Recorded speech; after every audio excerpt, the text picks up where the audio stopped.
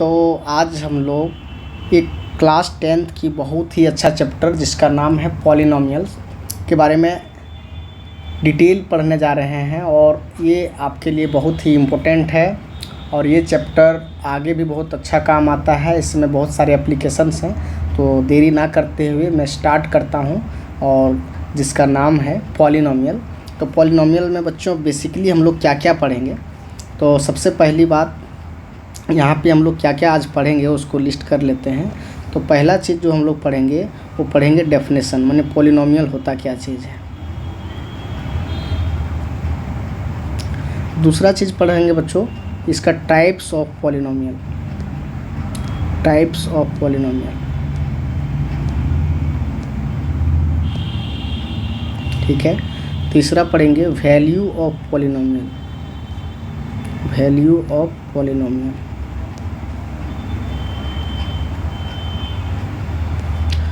चौथा चीज़ पढ़ेंगे zeros of polynomial,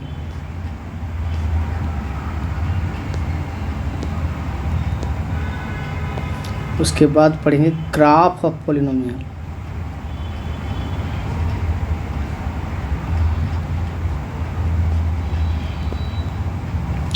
उसके बाद हम लोग को पढ़ना है रिलेशन बिटवीन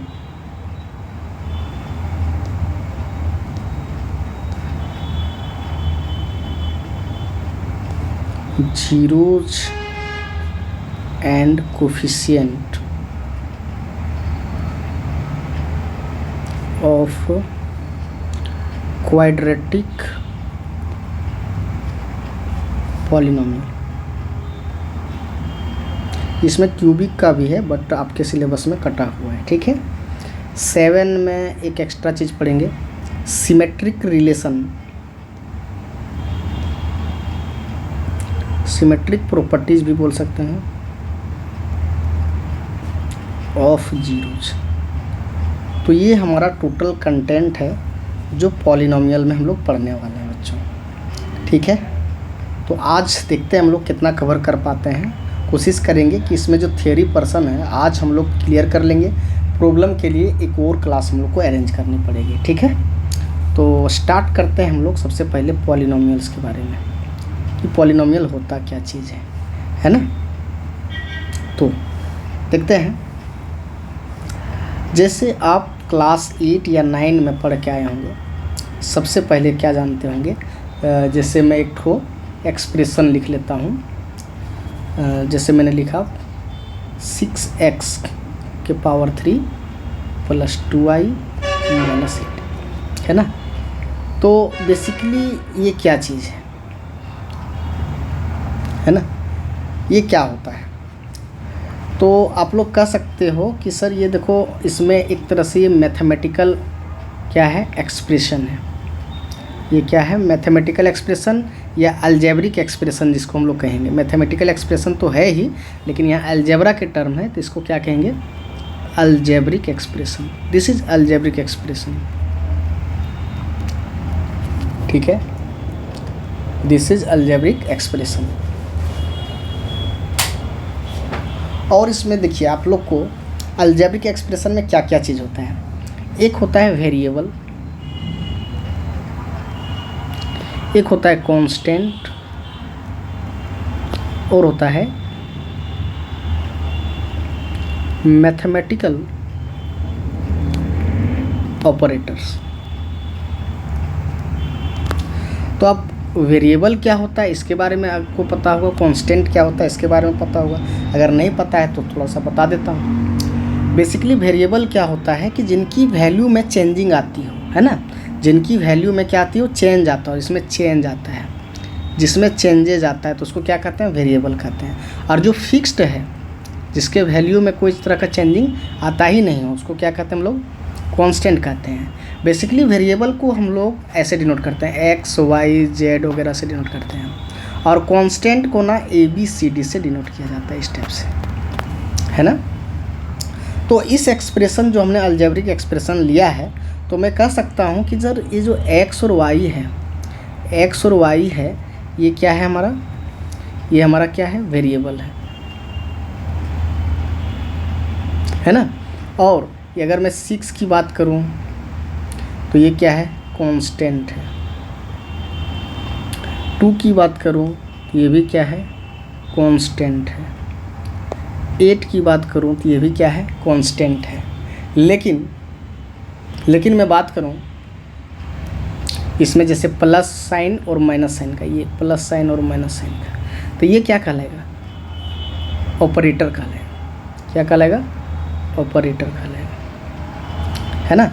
कांस्टेंट को कभी कभी जैसे ये वेरिएबल के साथ जो इनटू होता है ना, उसका नाम कोफिशिएंट भी कहते हैं। क्या कहते हैं, कोफिशिएंट। कोफिशिएंट भी कभी कभी कहते हैं उसको, ठीक है। तो 2 भी क्या कहलाएगा, कोफिशिएंट कहलाएगा। और ये जो 3 जो है ना, 3 जो है इसको हम लोग क्या कहेंगे, एक्सपोनेंट या पावर कहेंगे। इसका नाम क्या है, एक्सपोनेंट ऑफ x। और y के पावर में कितना है, 1 है, तो 1 भी इसका क्या होगा, एक्सपोनेंट होगा। तो ये चीज़ आपको समझ में आनी चाहिए, है ना। 6 2 यहाँ पे फ़िलहाल जो हमारा है कांस्टेंट तो है, लेकिन इसको हम लोग क्या नाम देंगे, कोफिशिएंट नाम देंगे, क्योंकि वेरिएबल के साथ जो कांस्टेंट इनटू होता है ना, उसको कोफिशिएंट कहते हैं। और ये जो 8 है, 8 हमारे कोई वेरिएबल के साथ इनटू नहीं है, तो ये प्योर कांस्टेंट है, इसको कोफिशिएंट नहीं कहेंगे, दिस इज कांस्टेंट। तो कोफिशिएंट एक तरह से कांस्टेंट ही होता है, लेकिन जब वो वेरिएबल के साथ इनटू हो जाता है ना, वेरिएबल के साथ प्रोडक्ट में रहता है, तब उसको हम क्या नाम दे देते हैं, उसका नाम दे देते हैं कोफिशिएंट। तो कोफिशिएंट और कांस्टेंट में अंतर होना चाहिए और अंदर समझ में आना चाहिए। दोनों कांस्टेंट है, लेकिन कोफिशिएंट तब कहलाएगा जब वो वेरिएबल के साथ मल्टीप्लाई के रूप में रहेगा, है ना। तो ये था किसके बारे में, अलजेब्रिक एक्सप्रेशन के बारे में। अब देखो पॉलिनोमियल भी ना एक अलजेब्रिक एक्सप्रेशन ही होता है। पॉलिनोमियल भी क्या होता है, polynomial is also a algebraic expression, but इसमें कुछ हम लोग का स्पेशल केस होता है। तो किस टाइप के एक्सप्रेशन को हम अलजेब्रिक एक्सप्रेशन कहेंगे, ये बात आप समझना है आपको, ठीक है। तो मैं पॉलिनोमियल का पहले डेफिनेशन लिखता हूँ। पॉलिनोमियल्स का डेफिनेशन आप लोग पहले जानोगे, और इसको पहले समझना, मैं लिखता हूँ, फिर उसके बाद कुछ एग्जांपल से आपको समझाऊंगा, ठीक है। तो देखो सबसे पहली बात, यहाँ पे जो स्टैंडर्ड डेफिनेशन है, मैं उसको आपको पहले राइट डाउन करता हूँ, ठीक है। जैसे मैं कहूँगा एन अलजेब्रिक एक्सप्रेशन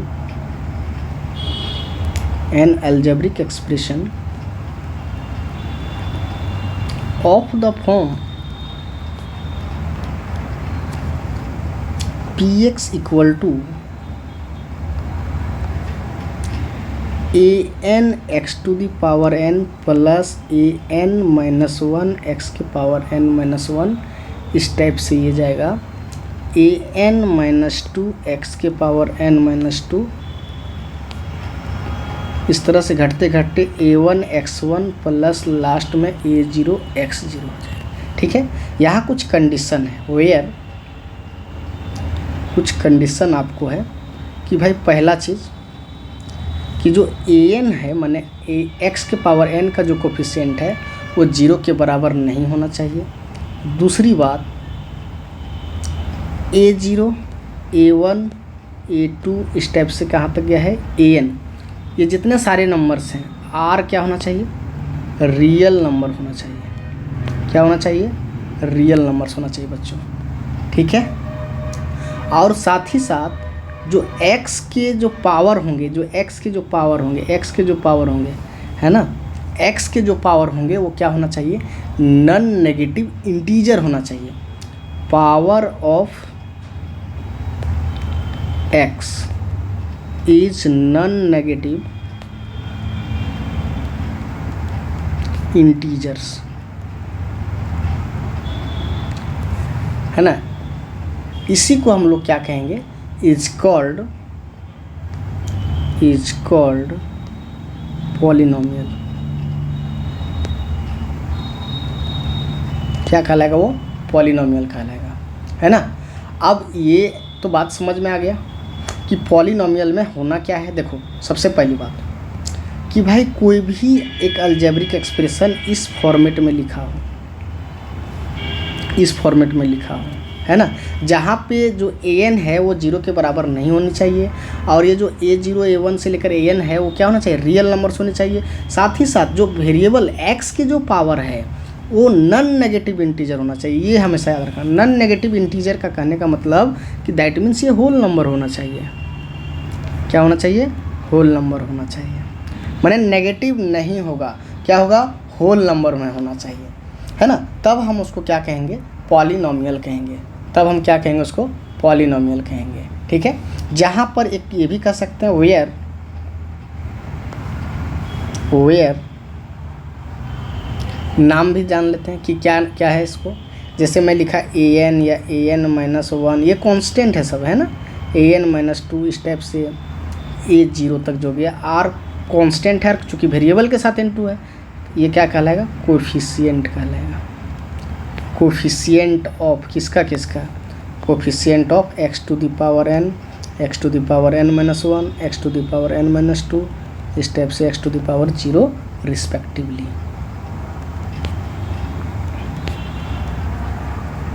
समझे। और जो ये हमारा दिया गया है, जैसे ये वाला हो गया, ये टर्म हो गया, टर्म नंबर 1, टर्म नंबर 2, है ना। इस तरह से ये टर्म नंबर 3, ये कहलाएगा term number 1, term number 2, term number 3, इस तरह से कितने टर्म्स हैं, तो टोटल n टर्म्स हैं, है ना। और एक बात इसमें याद रखना कि जो टर्म है an x to the power n, ये जो टर्म है an x to the power n, ये इसको हम लोग कहते हैं लीडिंग टर्म। क्या कहते हैं इसको, लीडिंग टर्म, इसका नाम होता है लीडिंग टर्म। और जो कोफिशिएंट an है पूरे को, इसको हम लोग कहते हैं लीडिंग टर्म, है ना। और an जो कोफिशिएंट है an, इसको हम लोग कहते हैं लीडिंग कोफिशिएंट। इसका नाम क्या होता है, लीडिंग कोफिशिएंट, लीड करता है ये, समझे।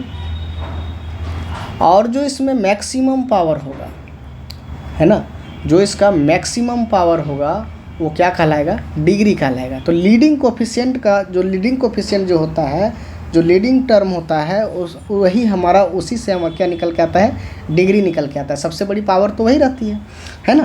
तो इस पॉलिनोमियल की डिग्री जो होगी वो क्या होगी, n होगी, है ना। तो n जो कहलाएगा is degree of polynomial px। That means degree क्या होता है, आपको पता ही होगा कि डिग्री जो होता है वो जो मैक्सिमम पावर होता है वेरिएबल का, वही उसका क्या कहलाता है, डिग्री कहलाता है ना। जैसे मैं कुछ एग्जांपल लेता हूँ। अगर मैं एक एग्जांपल ले लिया आप लोग के सामने कि px इक्वल टू 1/2 x के power 3 minus 3x square plus 2x minus 4। अब देखोगे यहाँ पे जो सबसे बड़ी पावर है वो 3 है। ये this is first term, this is second term, this is third term, this is fourth term, है ना। तो मैं कहूँगा कि जो x की जो पावर 3 है वो मैक्सिमम है, माने कि इस समय ये हमारा क्या कहलाएगा, इसको मैं कह दूँ ये a0 कह देता हूँ, इसको a1 कह देता हूँ, इसको a2 कह देता हूँ, इसको a3 कह देता हूँ। तो क्या इसी फॉर्मेट में है कि नहीं। और ये n हो गया, उससे n-1, n-2 और n-3 इस टाइप से कह सकते हो। मतलब ये डिक्रीज कर रहा है। जैसे पहले पावर n था, उससे एक कम हुआ, फिर उससे एक और कम हुआ, फिर उससे एक कम हुआ। इसका मतलब 3 था, 3 से एक कम हुआ तो 2 आया, 2 से एक कम हुआ तो 1 आया, 1 से कम हुआ तो 0 आया। मैंने पावर घट रहा होता है। इसमें भी देखो पावर क्या हो रहा है, घट रहा है। इसमें भी देखो n से n-1 गया, n-2 गया, इस तरह से ये घटता चला गया, x की पावर 0 तक गया है ना। तो आपको ये चीज़ ध्यान देना कि अगर ऐसा हो और यहाँ पे जो x के जो वेरिएबल के जो पावर हैं सभी के सभी क्या हैं, नॉन नेगेटिव इंटीजर से, माने होल नंबर है। इसके पावर 1 है, इसके पावर क्या है, 0 है। तो ये कह सकते हैं कि हमारा क्या है, पॉलिनोमियल है ना। अब देखो इसमें जो है 1/2x³ है ना, -3x स्क्वायर 2x माइनस 4, ये टर्म्स ऑफ पॉलिनोमियल कहलाएगा। ये सब क्या कहलाएगा, टर्म्स ऑफ पॉलिनोमियल। और ये जो नंबर है 1/2 हो गया, चाहे -3 हो गया, चाहे 2 हो गया, या फिर -4। तो देखो 1/2 कहलाएगा कोफिशिएंट ऑफ x के पावर 3, और ये कहलाएगा कोफिशिएंट ऑफ x², ये कहलाएगा कोफिशिएंट ऑफ x, और ये कहलाएगा ये कांस्टेंट टर्म x के पावर 0 को हम क्या कहेंगे, कांस्टेंट टर्म कहेंगे। ये दिस इज कांस्टेंट टर्म। तो ये बात आपको समझ में आया होगा कि पॉलिनोमियल है या फिर नहीं है। ठीक है बच्चों, तो अब हम लोग थोड़ा सा आगे बढ़ते हैं। जैसे एक नोट है, इसमें नोट क्या चीज़ है आपको नोट करना है कि सारे अलजेब्रिक एक्सप्रेशन ज़रूरी नहीं कि वो पॉलिनोमियल होगा, है ना, कि ऑल अलजेब्रिक एक्सप्रेशन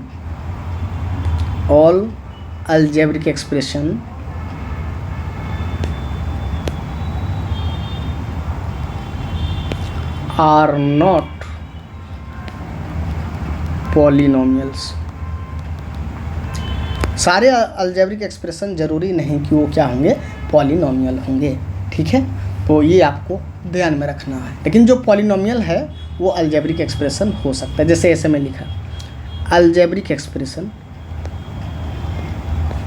है ना, है तो ज़रूरी नहीं कि वो पॉलिनोमियल होगा। नीड नॉट हो भी सकता है, नहीं भी हो सकता है। लेकिन अगर पॉलिनोमियल है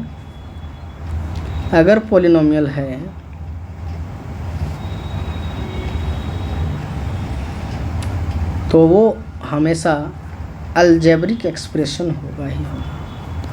ठीक है, ये छोटी सी बात आपको समझ में आया, है ना।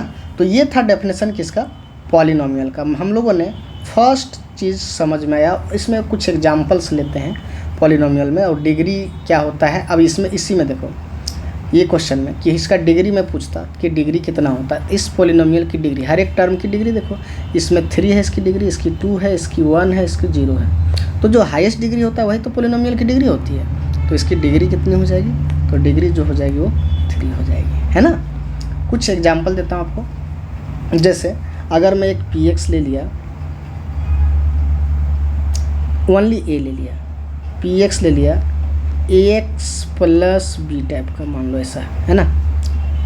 इसमें ऐसा करता हूँ कि इसमें 3x प्लस 9 ले लिया, और px equal to 4x² plus 9x plus 36, या px इक्वल टू मैंने ले लिया 3x³ plus 9x² plus 6x plus 8, ऐसा ले लिया।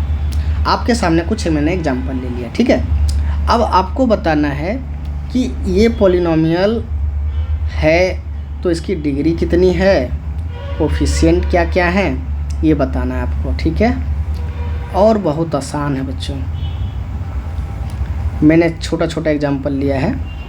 अब यहाँ से देखोगे, पहले की बात करूँ तो ये इसमें कांस्टेंट है, इसमें इसका मतलब ये हुआ, इसको अगर लिखोगे तो मैं लिखूँगा इसको ax के पावर 0, है ना। एक ही टर्म है इसमें, कितना टर्म है, एक ही टर्म है, और वो भी इसका जो हाईएस्ट पावर है वेरिएबल का वो 0 है, इसीलिए इसका जो डिग्री हो जाएगा वो क्या कहलाएगा, 0 होगा। और यहाँ पे अगर आप देखोगे तो यहाँ 1 है, माने हाईएस्ट पावर 1 है इसका, इसीलिए इसका डिग्री क्या होगा बच्चों, तो ये डिग्री 1 हो जाएगा।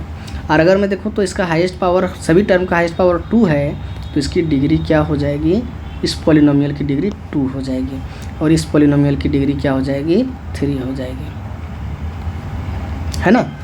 आपको ये चीज़ क्लियर हुआ। अब एक चीज़ कभी कभी ये होता है, ये हमारा क्या है, जैसे मैंने लिखा px इजिकल टू 9 या px इजिकल टू 7, ऐसा लिख दिया, तो ये हमारा कांस्टेंट नंबर है, इसीलिए ये हमारा a की वैल्यू यहाँ पे 9 है, यहाँ पे 7 है।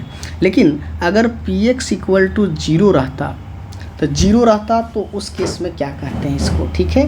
तो एक एक्सेप्शनल है, या फिर इसको हम लोग समझ सकते हैं इसको अच्छे से, क्या कहना चाहता है कि अगर इसकी डिग्री की बात करूं, इसकी डिग्री में बात करूं तो 0 हो जाएगा, इसकी डिग्री भी 0 हो जाएगा। लेकिन इसकी डिग्री की बात करूं तो क्या होगा, जैसे मैंने पॉलिनोमियल जो पढ़ाया था तो उसमें बोला था कि an x to the power n leading था, और ये वाला वैल्यू 0 के बराबर नहीं होना चाहिए, है ना। अगर मैं इसको ऐसे लिख दूँ 0 इंटू एक्स के पावर 0, तो इसका वैल्यू तो 0 ही आएगा। लेकिन यहाँ देखो लीडिंग कोफिशिएंट की जो वैल्यू है वो क्या आ रहा है, 0 आ रहा है। तो हमारा जो डेफिनेशन था उस पर क्या हो गया, ये डेफिनेशन को फुलफिल नहीं कर रहा है, जिसके वजह से इस पॉलिनोमियल, जैसे px इजिकल टू 0 लिखा है, तो इसको हम लोग बोलेंगे जीरो पॉलिनोमियल। क्या बोलेंगे, जीरो पॉलिनोमियल। लेकिन जो इसकी डिग्री की जब बात होगी तो डिग्री इसका याद रखना कि जीरो पॉलिनोमियल का जो डिग्री होगा वो नॉट डिफाइन होगा। क्या होगा, नॉट डिफाइन होगा। नॉट डिफाइन क्यों हुआ ये बात आपको समझ में आया होगा, क्योंकि x टू द पावर 0 का कोफिशिएंट 0 आ गई, जबकि लीडिंग कोफिशिएंट की जो वैल्यू होगी वो 0 के बराबर नहीं होनी चाहिए अकॉर्डिंग टू डेफिनेशन। तो अब अगर डेफिनेशन को फॉलो नहीं किया तो हम आगे कैसे काम कर सकते हैं, नहीं काम कर सकते। इसीलिए जीरो पॉलिनोमियल की डिग्री डिफाइन नहीं होगी। लेकिन यदि यहाँ पे देखोगे तो इसके डिग्री 0 है, यहाँ पे मैं x टू द पावर 0 लिख सकता, यहाँ भी x टू द पावर 0 लिख सकता, और ये डिग्री 0 है। तो डिग्री 0 वाले पॉलिनोमियल को क्या कहेंगे, कांस्टेंट पॉलिनोमियल। क्या कहलाएगा, कांस्टेंट पॉलिनोमियल। तो इसका मतलब कि है ना, अब एक चीज़ आपको याद रखना कि अगर डिग्री 0 है, ये 9 क्लास में आप पढ़े होंगे, अगर डिग्री 0 है तो उसको हम लोग कहते हैं कांस्टेंट पॉलिनोमियल। अगर डिग्री 1 है, डिग्री 1 वाले पॉलिनोमियल को क्या कहते हैं, लीनियर पॉलिनोमियल। और अगर डिग्री 2 वाले पॉलिनोमियल को क्या कहते हैं, क्वाड्रेटिक पॉलिनोमियल। Quadratic polynomial. और ये डिग्री 3 वाले पॉलिनोमियल को क्या कहेंगे, क्यूबिक पॉलिनोमियल। अगर डिग्री 4 रहता तो उसको हम लोग क्या कहते हैं, डिग्री 4 वाले को बाय क्वाड्रेटिक कहते हैं। और अगर 5 रहा, हायर रहा, तो बोलेंगे पॉलिनोमियल विथ डिग्री 5, 6 रहा तो पॉलिनोमियल विथ डिग्री 6। इस टाइप से हम लोग नाम देंगे, ठीक है। तो क्या ये डिग्री और पॉलिनोमियल का मतलब समझ में आया, है ना। अब इस पर हम लोग काम करेंगे, आगे जानेंगे, आगे पढ़ेंगे कि भाई तो सर इसमें एक ठो वेरिएबल था, है ना, x केवल था, तो मैंने डिग्री समझ में आया। लेकिन अगर 2 वेरिएबल आएगा तो डिग्री कैसे बताएंगे, है ना। 1-2 एग्जाम्पल पहले और लेते हैं। जैसे मैंने px बड़ी बार यूज़ किया, एक बार यूज कर देता हूँ pu, है ना। 9x के पावर 8 प्लस 7x के power 6 plus 6x square plus 9, मैंने एक पॉलिनोमियल लिया ऐसा, और एक pt ले लिया t के पावर 100 प्लस 1।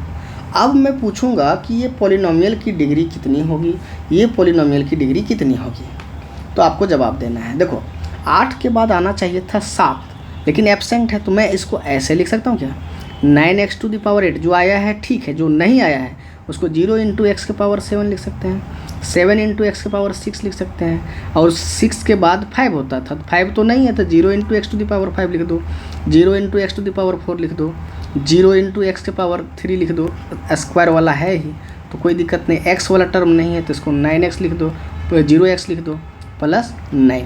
तो देखो ये हमारा क्या आ गया, क्या उस फॉर्मेट में आ गया। देखो ये n है, n-1 है, n-2 है, n-3 है, n-4 है, इस टाइप से आ गया। यानी कि जो दिख रहा है वो तो ठीक है, अगर जो नहीं है तो वो 0 होगा। इसका मतलब क्या हुआ कि जैसे वहाँ पे हम an की वैल्यू 0 के बराबर नहीं बोले थे, बाकी 0 तो हो सकता था, जैसे an-1, an-2 या फिर a1 या फिर a2, ये सब हमारा 0 में भी हो सकता है, नहीं भी हो सकता है। और रियल नंबर में कोई भी नंबर हो सकता है, और रियल नंबर में तो 0 भी आता है, समझे कि नहीं समझे। तो ये हमारा जो फॉर्म है ये हमारा नॉन स्टैंडर्ड था, दिस इज नॉन स्टैंडर्ड, और now become it is standard. अब ये स्टैंडर्ड बन गया बच्चों, है ना। तो आपको ये चीज़ पे ध्यान देने की ज़रूरत है कि अगर स्टैंडर्ड नहीं है तो कोई दिक्कत नहीं है। मुझे डिग्री पता करनी हो तो हर एक टर्म की डिग्री देखेंगे, जिसमें जो सबसे बड़ा नंबर होगा वही इस पॉलिनोमियल की डिग्री होगा।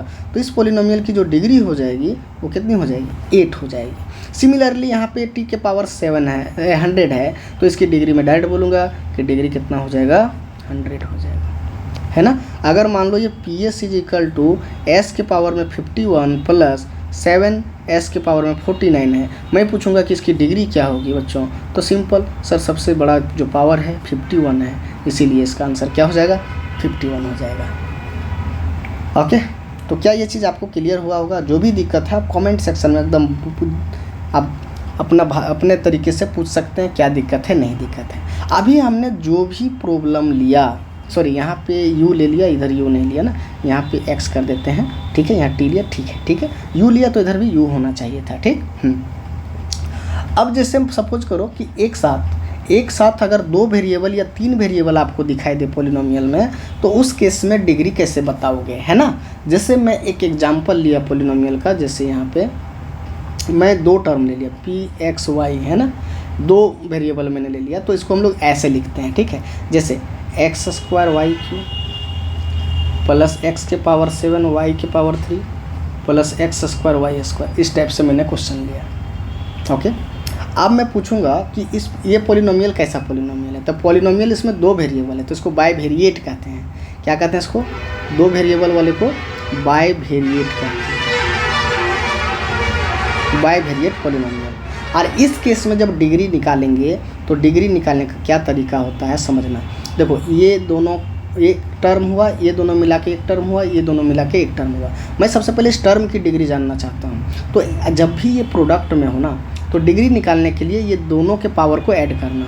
तो 3 2 कितना हो जाएगा 5, इसमें 7 3 10 2 2 4। तो अब कौन सा टर्म का जो डिग्री है वो बड़ी है? तो सर आप ये बता सकते हो कि ये 10 है, तो इसका मतलब इसकी डिग्री कितनी हो जाएगी? 10 हो जाएगी। बच्चों कभी कभी क्वेश्चन आपसे ऐसा पूछा जा सकता है, तो इस पर ध्यान रखने की ज़रूरत है, ठीक है। जब भी 2 वेरिएबल या 3 वेरिएबल हो और उसका डिग्री पूछा जा रहा हो, तो उसमें क्या करना कि जो मल्टीप्लाई में जो वेरिएबल है उसके पावर को आप ऐड करोगे और ऐड करके उसकी डिग्री बताओगे जो बड़ी होगी, है ना।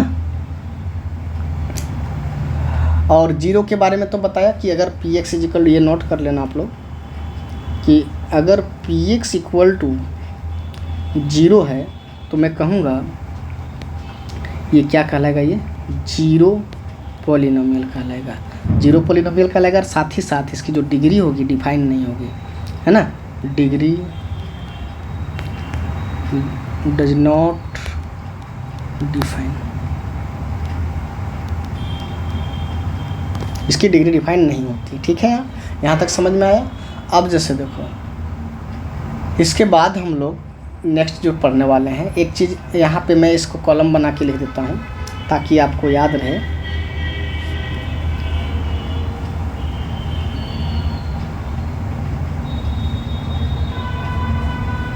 जैसे मैं number of number of term बोलता हूँ, फिर उस पर डिग्री बोलता हूँ, फिर कुछ एग्जांपल देता हूँ, ठीक है। जैसे मैं यहाँ पे लिखता हूँ एक कॉलम में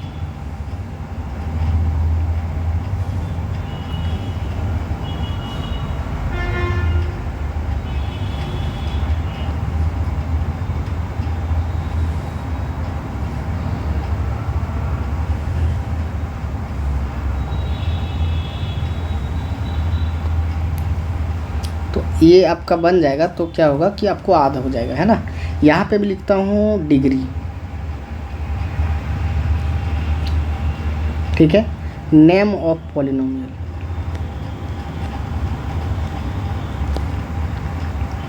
एग्जाम्पल। तो ये याद रखना कि अगर डिग्री 0 है तो वो कहलाएगा कांस्टेंट पॉलिनोमियल। क्या कहलाएगा? Constant polynomial. इसका एग्जाम्पल ऐसे, px इज इक्वल टू कोई कांस्टेंट होगा a, और ओबियसली a का value not equal to 0, okay. अगर मान लो डिग्री 1 है तो इसको कहेंगे लीनियर पॉलिनोमियल। और इसका एग्जाम्पल जो स्टैंडर्ड फॉर्म होता है वो ax प्लस b होता है और a not equal to 0। b 0 हो सकता है, b 0 हो सकता है ना। अगर डिग्री 2 है तो इसको क्या कहेंगे? Quadratic polynomial. और इसको एग्जाम्पल में एक ठो दे देते हैं, ax² plus bx plus c type वाले को क्वाड्रेटिक पॉलिनोमियल कहेंगे। ओबियसली a का वैल्यू 0 नहीं होना चाहिए, b और c 0 हो सकता है बच्चों। अगर 3 है तो इसको क्या कहेंगे? Cubic polynomial. और इसका एग्जाम्पल आप लिख सकते हो ax³ plus bx² plus cx plus d। यहाँ भी क्या होगा? a not equal to 0। और अगर n है डिग्री, है ना, n है डिग्री, तब उसको क्या कहेंगे? इसको क्या पढ़ेंगे, n डिग्री है तो पॉलिनोमियल विथ डिग्री n, ये चीज़ याद रखना है ना। ये टेबल के माध्यम से भी इसको आप क्लियर कर सकते हो। अब जो हम लोग को जानना है वो जानना है value of polynomial. Value of polynomial क्या होता है? वैल्यू ऑफ पॉलिनोमियल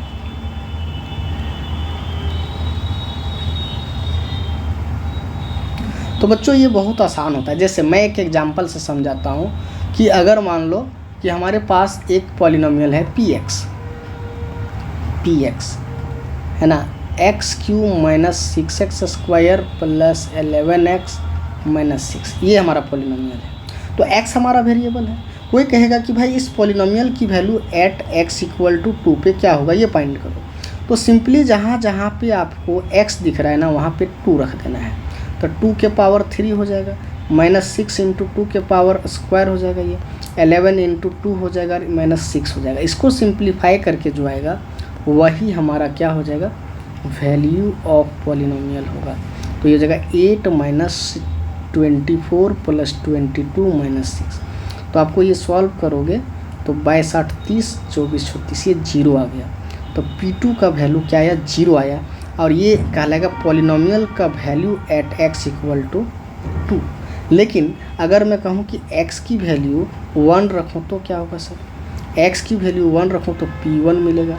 तो x की जगह शुद्ध 1 रखोगे तो 1 का cube minus 6 into 1 square plus 11 into 1 minus 6। तो इसका क्या आंसर आ रहा है, तो आ रहा है 1 माइनस 6 प्लस 11 माइनस 6। तो ये 12 में से 12 गया, इसका वैल्यू क्या आ जाएगा, 0 आ रहा है। सर बार बार 0 आ रहा है, क्या सभी में 0 आएगा?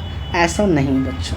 अगर मैं p के जगह मैंने p का -2 रख रहा हूँ, कितना रख रहा हूँ, -2, तो देखो ये कितना हो जाएगा, -2 के पावर 3 माइनस 6 इंटू -2 का whole square plus 11 into -2 minus 6। तो ये क्या होगा, पॉलिनोमियल का value at x equal to -2 पे। तो कितना आएगा, देखो ये हो जाएगा -8 माइनस 6, ये इंटू 4 हो जाएगा, है ना, -22 माइनस 6। तो इसको सॉल्व करोगे तो इसके सारे वैल्यू माइनस में है।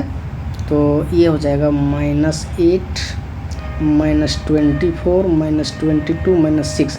तो 30 और 8 ये 30 माइनस का 60 आ जाएगा। तो देखो ये 0 के बराबर नहीं आया, है ना। लेकिन जहाँ जहाँ 0 आया, मैंने कि x की वैल्यू 2 रखने पर, x की वैल्यू 2 रखने पर P2 हमारा क्या आया, 0 आया एक इस जगह पे। और यहाँ भी वैसे ही आया कि x की वैल्यू 1 पे P1 का वैल्यू क्या आया, हमारा 0 आया। तो इस केस में बच्चों हमेशा ध्यान रखना कि जब भी हमारा पॉलिनोमियल की वैल्यू 0 के बराबर आता है किसी के पुट करने से, तो उस केस में x बराबर 2 क्या कहलाएगा, x बराबर 2 कहलाएगा 0 ऑफ पॉलिनोमियल, है ना, 0 ऑफ पॉलिनोमियल। क्या कहलाएगा, 0 ऑफ अ पॉलिनोमियल। और इस केस में भी हमारा x इक्वल टू 1 भी क्या कहलाएगा, 0 ऑफ पॉलिनोमियल। तो 0 ऑफ पॉलिनोमियल बेसिकली क्या होता है कि x की वह वैल्यू जो पॉलिनोमियल की वैल्यू को 0 कर दे, तो क्या कहलाएगा, 0 ऑफ पॉलिनोमियल, है ना।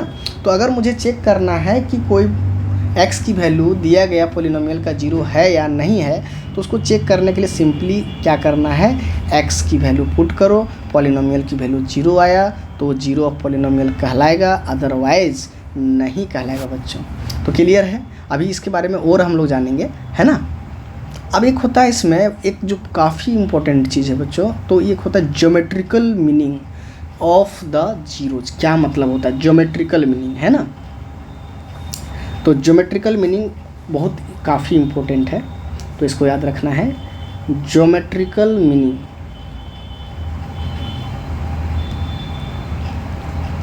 ऑफ जीरो,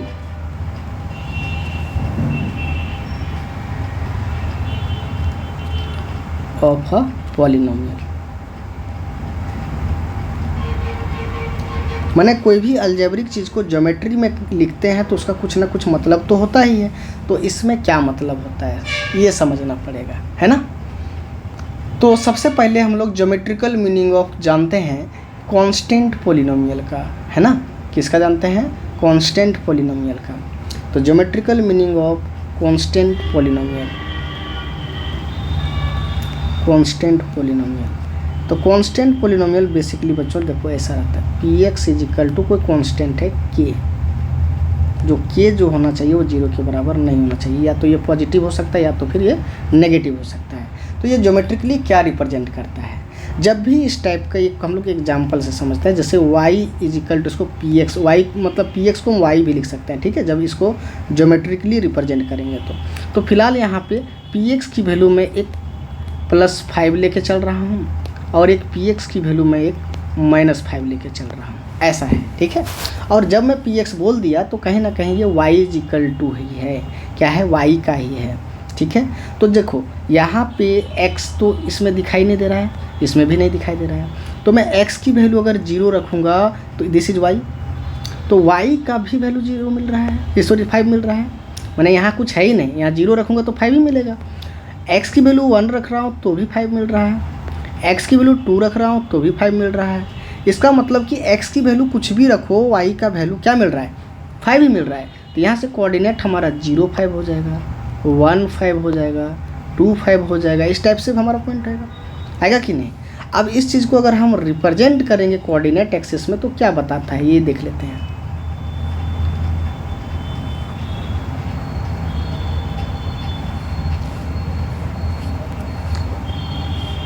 है ना, इसको अगर मैं रिप्रेजेंट करूँगा कोऑर्डिनेट एक्सिस में तो क्या बताएगा। तो भाई देखो यहाँ पे 0 ले लिया, ये x हो गया, ये x डैश हो गया, ये y हो गया, ये y डैश हो गया। अब x की वैल्यू बदल रही है बट y की वैल्यू क्या है, फिक्स्ड है ना।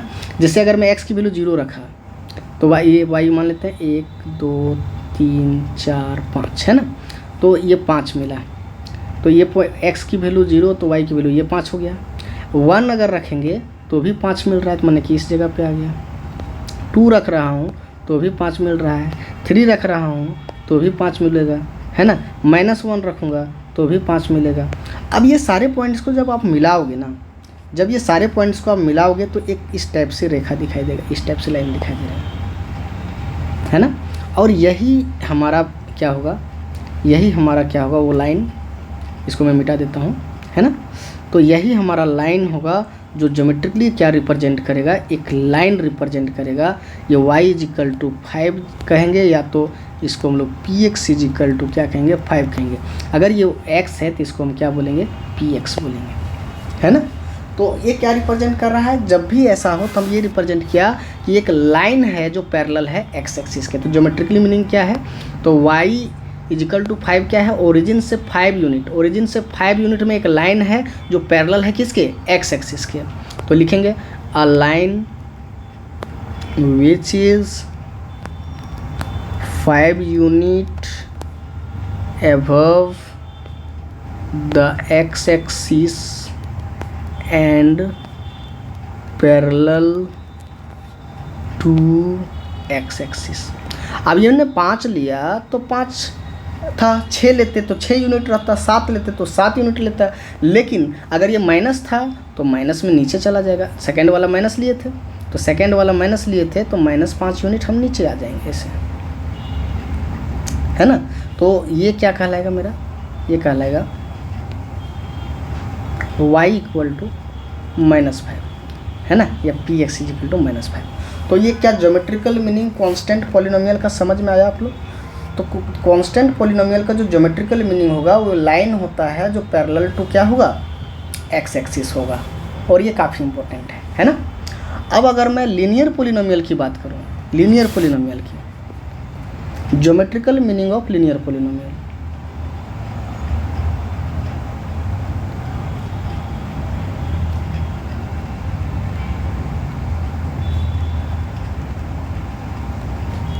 तो लीनियर पॉलिनोमियल की जो ज्योमेट्रिकल मीनिंग होगी वो क्या है, समझना इस बात को आप। हमारे पास जो पॉलिनोमियल है पी एक्स, जिसको मैं y कहता हूँ, ये कितना है, ए एक्स प्लस बी टाइप का है और ए नॉट इक्वल टू 0। अब ये भी एक स्ट्रेट लाइन होता है ना, इसको बनाते कैसे समझना। जैसे मैं एक एग्जांपल से समझाता हूँ आपको, p x is equal to suppose करो 3x प्लस 5 है। 3x प्लस क्या है 5। तो क्या मैं इस पे अलग अलग x पे वैल्यू निकाल सकता हूँ क्या? बिल्कुल निकाल सकते हैं सर। जैसे अगर मैं x की वैल्यू 0 रखा तो ये y की वैल्यू कितनी आ जाएगी? 0 रखूँगा तो 5। x की वैल्यू अगर 1 रख दिया तो यहाँ 1 रखेंगे तो y की वैल्यू 8 आ जाएगा। x की वैल्यू -1 रखेंगे तो y की वैल्यू कितना आ जाएगा? 2 आ जाएगा। इस टाइप से आप निकाल सकते हो। तो कोऑर्डिनेट आपको क्या मिलेगा? मिलेगा 0,5, 1,8, -1,2 यही मिलेगा। अब इस चीज़ को आप प्लॉट करोगे जब प्लॉट करोगे तो आपको क्या मिलता है?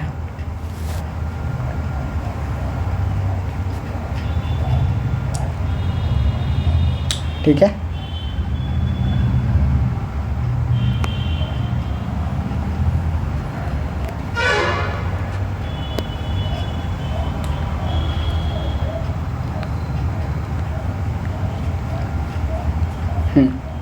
और एक चीज़ इसमें और देख लो कि जैसे ये 3x प्लस 5 है तो ये कब 0 होगा? तो इसमें अगर x की वैल्यू सपोज करो किसी दिन हम लोग यहाँ पे -5/3 रख दिया, -5/3 रख दिया तो y की वैल्यू क्या मिल जाएगी? 0 मिल जाएगी।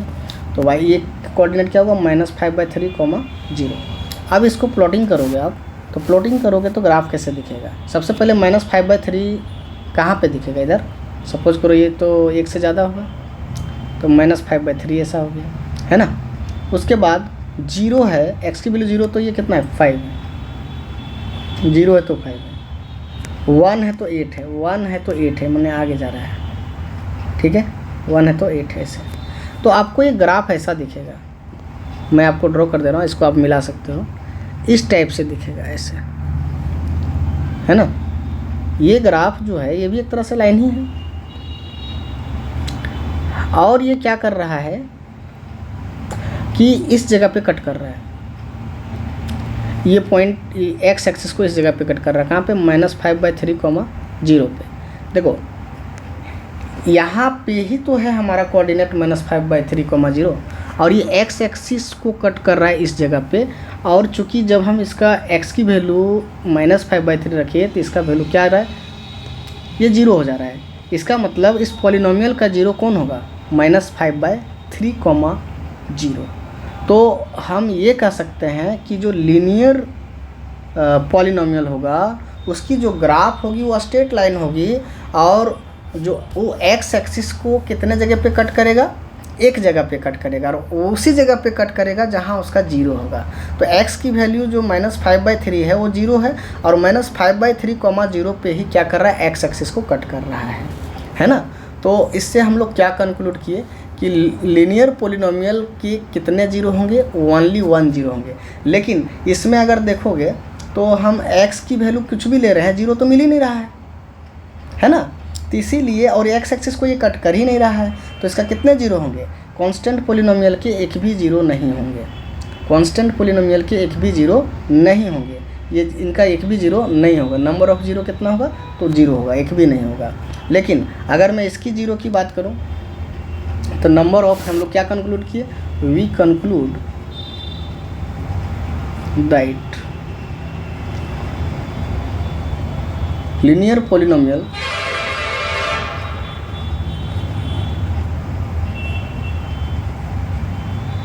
ax plus b has one and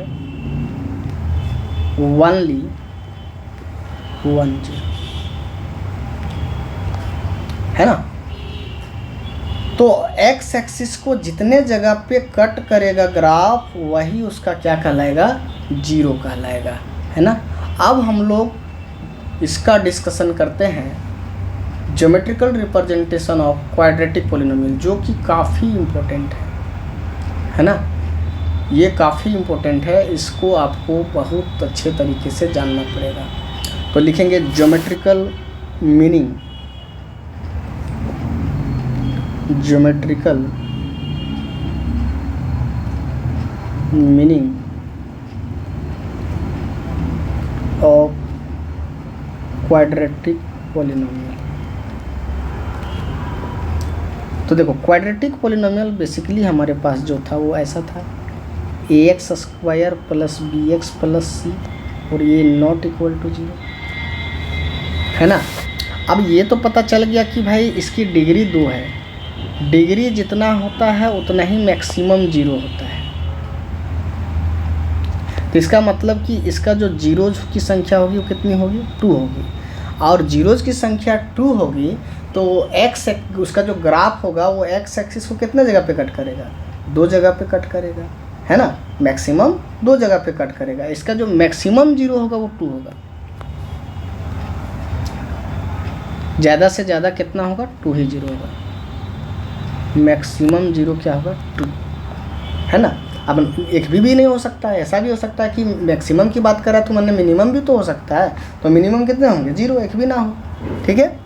तो इस केस में हम इसको कैसे समझेंगे, ध्यान से समझना आपको कि भाई जो क्वाड्रेटिक पोलिनोमियल जो होता है ना, तो क्वाड्रेटिक पोलिनोमियल का जो ग्राफ होता है ना वो होता है पैराबोला। कैसा होता है, पैराबोलिक शेप होता है। तो ग्राफ जो होता है वो कैसा होता है इसका, पैराबोलिक शेप।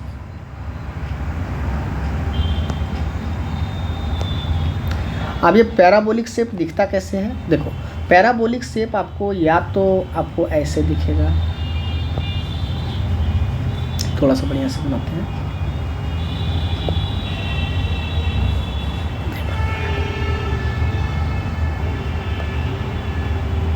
है ना, या फिर आपको ऐसे दिखेगा। 2 टाइप का दिखेगा। इस टाइप के जो शेप होता है उसको क्या कहते हैं, पैराबोलिक शेप कहते हैं। अब याद रखना कि जो ऐसे ऊपर की ओर मुंह खोला है ना, इसको कहते हैं अपवर्ड पैराबोला, अपवर्ड पैराबोला। और जो नीचे की ओर फेस खोला है उसको क्या कहते हैं, डाउनवर्ड पैराबोला। तो this is downward parabola, this is upward parabola. इसमें भी कंडीशन है कि कब अपवर्ड शेप होगा, कब डाउनवर्ड शेप होगा। तो ये डिपेंड करता है इस पे, ए पे। अगर ए की जो वैल्यू है वो पॉजिटिव आई है, माने ए की वैल्यू क्या है, पॉजिटिव है, तो अपवर्ड पैराबोला बनेगा। और ए की वैल्यू नेगेटिव है तो डाउनवर्ड पैराबोला बनेगा, है ना। तो यहाँ पे 3 अलग अलग केस बनेगा। तो केस फर्स्ट में हम लोग कंसीडर करते हैं, देखो अभी मैंने क्या बोला कि इसके मैक्सिमम जो 0 हो सकते हैं वो 2 हो सकते हैं, 1 तो कभी नहीं होगा, होगा तो 2, नहीं तो 1 भी नहीं, है ना। तो केस फर्स्ट में क्या होगा, केस फर्स्ट में क्या होगा आपका कि जो ग्राफ होगा वो एक्स एक्सिस को 2 जगह कट करे, है ना, कि the graph cuts x axis at 2 distinct points. इसका मतलब वो 2 जगह कट करेगा, तो 2 जगह तो 2 तरीके का पैराबोला बन सकता है ना। तो 2 जगह कट करेगा मतलब उसकी 0 की संख्या इसमें कितनी होगी, 2 होगी। तो 2 अलग अलग तरीका हो सकता है, डाउनवर्ड के लिए भी और एक अपवर्ड के लिए भी। आप इसको समझोगे कैसे होता है, ठीक है। अच्छे से समझना, ये टॉपिक बहुत अच्छा है और एक बार आपको समझ में आ जाएगा तो बड़ा आसान लगेगा। जैसे ये 0 है, ये भी 0 है, ये x हो गया, ये x डैश हो गया, ये y और ये y dash, x x dash y y dash, है ना। पैराबोला अभी फ़िलहाल हमने क्या कह रहा है कि भाई अपवर्ड भी हो सकता है, डाउनवर्ड भी हो सकता है। अगर सपोज करो अपवर्ड होगा, तो अपवर्ड होगा तो कितने अलग अलग तरीके का हुआ, हो सकता है कि एक्स एक्सिस को ये इस टाइप का कट कर रहा हो, है ना, ऐसे, मतलब कि ये दोनों इधर हो, या फिर एक ठो पॉजिटिव हो एक ठो नेगेटिव हो, या फिर दोनों पॉजिटिव हो, इस टाइप से हो सकता है। 3 अलग अलग संभावित केस हो सकता है ना अपवर्ड पैराबोला के लिए, कि या तो सर दोनों पॉइंट जो है मतलब कि नेगेटिव वाले की ओर हो, या तो एक पॉजिटिव या एक नेगेटिव या दोनों पॉजिटिव, ऐसा हो सकता है ना। और ये कौन सा केस है, a ग्रेटर देन 0 का केस है। या फिर डाउनवर्ड में भी तो ऐसा हो सकता है सर कि एक ऐसा मान लो इसको ऐसे कट किया, या फिर ऐसे कट किया, या फिर ऐसे कट किया, माने दोनों पॉजिटिव हो और दोनों नेगेटिव हो, या एक पॉजिटिव एक नेगेटिव। ये कौन सा केस है? तो ये है ए लेस देन 0 का केस। तो ये संभावित हो सकता है ना। और चूंकि 2 0 है तो भाई 1 0 ये है, 1 0 ये है इसके लिए, या तो 1 0 ये है, 1 0 ये है, या तो 1 0 ये है, 1 0 ये, मैंने एक्स एक्सिस को जितना जगह पे कट करेगा वो उसका उतना ही क्या होगा? जीरोज होगा। तो मैं कह सकता हूँ कि ये हमारा कहलाएगा ax square plus B x plus c y equal to, है ना। या फिर ऐसा हो कि वो केवल टच भी कर सकता है। तो टच जब करेगा, जैसे जीरो जिसका क्या क्या हो सकता है, जैसे मान लो मैंने लिया ax square plus B x plus C लिया, ठीक है। अब इसके 2 जीरोज हैं, 2 जीरोज को मैंने अल्फ़ा और बीटा मान लिया। तो हो सकता है कि अल्फ़ा बीटा दोनों अलग हो, alpha and beta both are distinct, मैंने दोनों अलग अलग हो, x बराबर 2 x बराबर 3, या अल्फ़ा एंड बीटा दोनों बराबर हो, बोथ आर सेम, मैंने दोनों सेम हो जाए तब क्या होगा, है ना। या फिर अल्फ़ा एंड बीटा क्या हो? मिला ही नहीं, alpha and beta not defined in real number, ऐसा भी हो सकता है कि वो हमें x और अल्फ़ा बीटा मिला ही नहीं, जो कि इक्वेशन को क्या करेगा? सेटिस्फाई करेगा। This is x equal to alpha and this is x equal to beta, है ना। जैसे एक एग्जांपल समझाता हूँ आपको, x square plus 5x plus 6, एक ठो पी एक्स ले लिया और एक ठो ले लिया p x is equal to x square plus 4x plus 4। अगर मैं इसकी जीरो की बात करूँ तो एक जीरो आएगा -3 और एक आएगा -2, ये x बराबर, है ना। और इसकी जीरो की बात करूँ तो इसको दोनों सेम आएंगे, -2 तो इसमें दोनों डिस्टिंक्ट है, ये दोनों सेम है। लेकिन अगर मैं ऐसे एक क्वेश्चन ले लेता हूँ, x square plus 2x plus 4 ले लिया है ना, 4 ले लिया। अब मैं बोलूँगा कि इसका जीरो क्या होगा, आप इसका जीरो निकाल के देखना, नहीं निकाल पाओगे, क्योंकि ये इस केस में फैक्टराइज भी नहीं होगा और ये डिस्क्रिमिनेंट का एक रूल होता है जो कि इस पर नहीं फॉलो कर रहा है, लेस देन 0 आ रहा है ना। मतलब आपको x की रियल वैल्यू इसमें नहीं मिलेगा। तो x जो है इज माने 0 नहीं मिलेगा, x is not defined in real number. तो अगर अलग अलग जीरो मिला तो x एक्सिस को अलग अलग 2 पॉइंट पे कट करेगा, और अगर सेम मिला ना तो उस समय x एक्सिस को कट नहीं करेगा, वो टच करेगा। दोनों वैल्यू अगर सेम आया तो उस समय क्या करेगा? टच करेगा। तो हमारे पास जो स्थिति होगी उस वक्त क्या होगी, यहाँ पे इसमें भी 2 स्थिति आएगी। केस 2 ले लेंगे इसमें, केस 2। तो केस 2 में क्या होगा बच्चों कि हमारा जो रूट्स होंगे वो क्या होंगे, रिपीट करेंगे। तो graph touches the x axis at exactly 1 point, माने कि ग्राफ जो है touches the x axis exactly 1 point, exactly 1 point, एक ही पॉइंट पे क्या कर रहा हो? टच कर रहा हो। तब कैसे होगा हमारा काम, है ना। तो ऐसे बना लेते हैं हम लोग।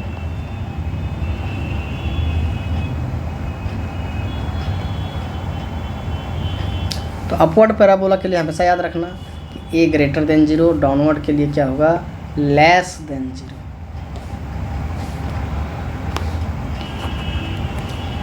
आप इसको नोट करते जाओगे ना तो आपको बहुत चीज़ें समझ में आएगी। तो या तो हमारा कंडीशन ऐसा होगा कि भाई इसमें ऐसे इधर टच किया हो, है ना, ये ऊपर हो जा रहा है,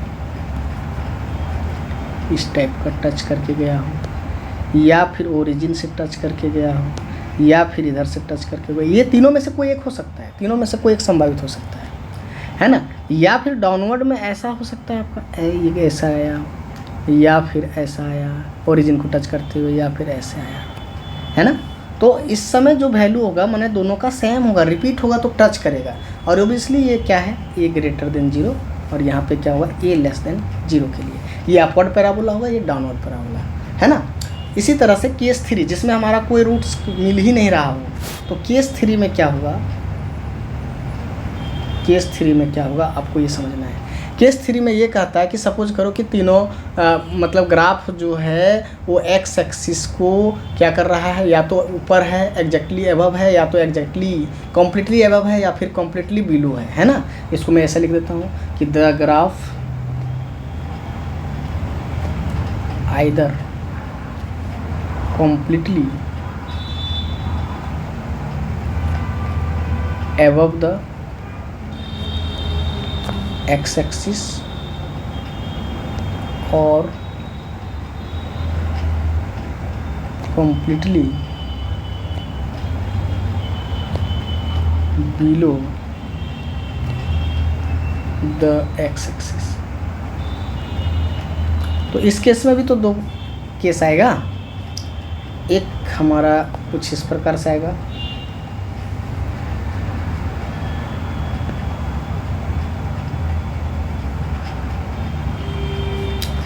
इस बार जो है ग्राफ हमारा ना टच करेगा और ना ही कट करेगा। तो कम्प्लीटली क्या होगा, एबव द एक्स एक्सिस, या तो ऐसे आपका होगा, या तो ऐसे हो रहा होगा, या तो ऐसे हो रहा होगा, या फिर कम्प्लीटली बिलो भी हो सकता है, ऐसे भी हो सकता है, ऐसे भी हो सकता है। ये कोई केस कौन सा है, ए ग्रेटर देन 0, और ये केस क्या है, ए लेस देन 0। तो आपको टोटल अलग अलग कितने तरीके दिखे, 6 तरीके देखे। कंक्लूजन क्या निकला, कंक्लूजन ये निकला है ना क्वाड्रेटिक वाले में कि ज्योमेट्रिकल मीनिंग जो है वो तो समझ में आया कि भाई ये एक्स एक्सिस को मैक्सिमम 2 जगह काट कर सकता है ना। तो ये चीज़ हमको समझ में आया कि जो y इजिकल टू यानी P X is equal to A X square plus B x plus C है, ए नॉट इक्वल टू 0, एक क्वाड्रेटिक पॉलिनोमियल हुआ। और इसका जो ग्राफ है वो कैसा ग्राफ बना, ग्राफ जो बना वो बना हमारा पैराबोला। और पैराबोला में भी 2 variety, upward parabola, downward parabola. तो अपवर्ड पैराबोला कब होगा, अपवर्ड पैराबोला तब होगा जब ए की वैल्यू 0 होगी, मतलब लीडिंग कोफिशिएंट की वैल्यू क्या होगी, पॉजिटिव होगी, और नेगेटिव होगी तो क्या होगा, लेस देन 0 होगा, है ना। और इसका जो मैक्सिमम जो ग्राफ एक्स एक्सिस को कितने एटमोस्ट 2 पॉइंट पे कट कर सकता है, the graph of quadratic polynomial cuts x-axis at most 2 distinct points। ज़्यादा से ज़्यादा वो 2 पॉइंट पे कट कर सकता है, क्योंकि इसका 0 2 ही होता है ना। एक चीज़ और, zeros of number of zeros of quadratic polynomial कितना हो जाएगा, तो 2 हो जाएगा। तो ये आपको ध्यान में रखना है ना। अभी इसमें हम लोग बहुत कुछ पढ़ने वाले हैं, अभी ये आपका कुछ पार्ट हुआ है ना।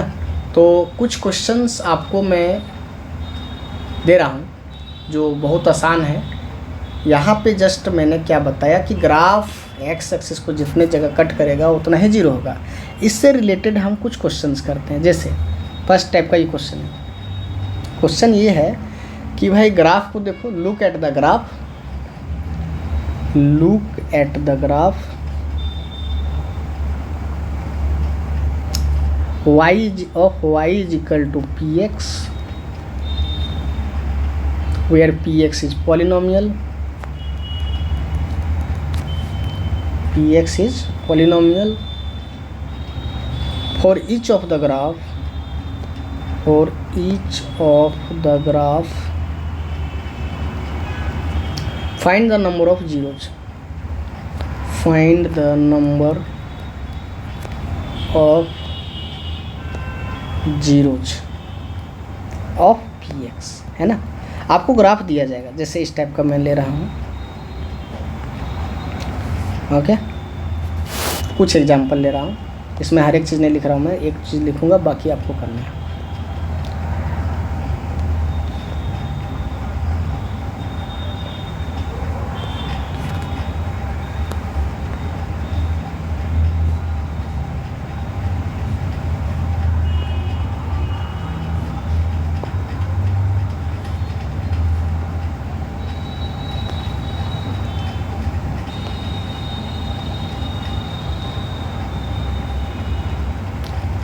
हर एक में बताना है कि कितने नंबर ऑफ जीरोज होंगे, है ना। अब ऑब्वियसली ये हमारा एक तो लिख रहा हूँ कि ये x है, ये x डैश है, ये y है, ये y डैश है। This is x dash, x origin y dash, है ना। इस टाइप से सभी में आपको केवल बताना है कि इसमें कितने नंबर ऑफ जीरोज होंगे, कितने नंबर ऑफ जीरोज होंगे। तो अभी मैंने नंबर ऑफ जीरो के बारे में बताया कि भाई ये देखना y इज इक्वल टू ये पी एक्स हो गया, है ना। P x that means y dash, ये उधर वाई डैश, ये एक्स डैश, है ना। तो अगर y is equal to p x type का है, y is equal to p x type है, तो मैं x एक्सिस को देखूंगा कि ग्राफ मैक्सिमम कितने जगह पे कट किया है या फिर टच किया है ना। कटिंग और टचिंग पॉइंट देखेंगे। तो ये पहले मैं ये देखोगे कि जो ये जो ग्राफ है ना, ये जो ग्राफ है वो x एक्सिस को एक ही जगह पे कट किया है, तो इसलिए इसका जीरोज कितना हो जाएगा, 1 हो जाएगा। ये देखो 2 जगह पे कट किया है, तो इसलिए नंबर ऑफ जीरोज कितना हो जाएगा, 2 हो जाएगा। इसमें चेक करो 1 2 3 जगह कट किया है, इसलिए नंबर ऑफ जीरो कितना हो जाएगा, 3 हो जाएगा। इसमें एक जगह कट किया है, तो इसलिए ये 1 हो जाएगा। इस पर एक जगह टच में एक ही जोड़ना है, तो इसका भी नंबर ऑफ जीरो कितना होगा, 1 हो जाएगा। मैंने ये रिपीटेड वाला होगा, मैंने 1 1 2, सपोज करो यहाँ x इक्वल टू 1 है, तो 1 1 2 बार होगा, लेकिन जोड़ेंगे कितना, एक ही बार। टचिंग वाले में एक ही बार जोड़ेंगे, 1 2 3 4 5, तो इसकी नंबर ऑफ जीरो कितनी हो जाएगी, 5 हो जाएगी। तो इस टाइप के बच्चों पहला क्वेश्चन है जो आपको एग्ज़ाम में भी आता है और बहुत आसान है ना। तो आई होप कि ये चीज़ आपको बहुत अच्छे से क्लियर हुआ होगा। मैं सेकंड लेक्चर पे इस पर और भी एक्सप्लोर करूँगा इस चीज़ को, है ना। तो उसमें हम लोग जीरोज ऑफ पॉलिनोमियल पढ़ेंगे और relation between zeros and coefficient, जो भी चीज़ बच गया है उसको फिर हम लोग पूरा करेंगे।